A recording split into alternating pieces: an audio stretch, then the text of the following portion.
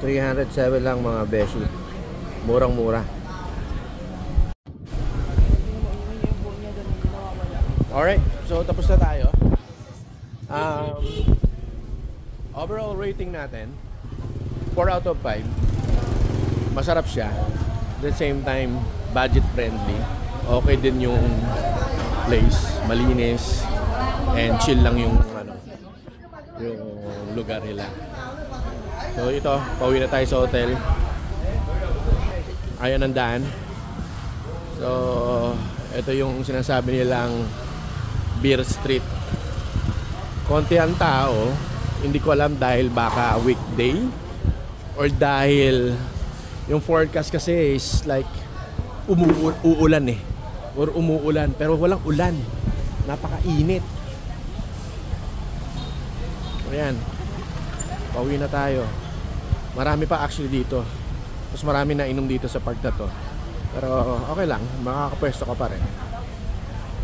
Pero yan, tataka kayo yung mga motor dumadaan dito. Pero grabe yung mga motor dito. Wala silang pakialam kung masasagasaan ka o hindi. Kaya most of the time dapat sa gilid ka lang. Dahil yun nga,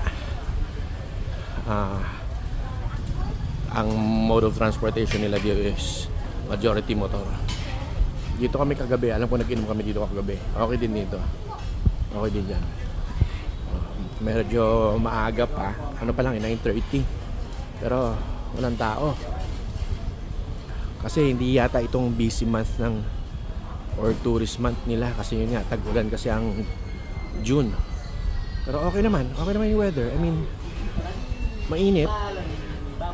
Para mas maganda kung malamig to. Pero sabi nila lumalamig nga dito as low as 2 degrees, diba? Mga December or January. So babalik tayo dito. Mas masarap uminom, humigop ng sabaw pag mas malamig. O yan, tama na. Bubusinahan ka pa ng mga hinayupak. Okay. O yan pa, meron sa gilid ko. O yan na.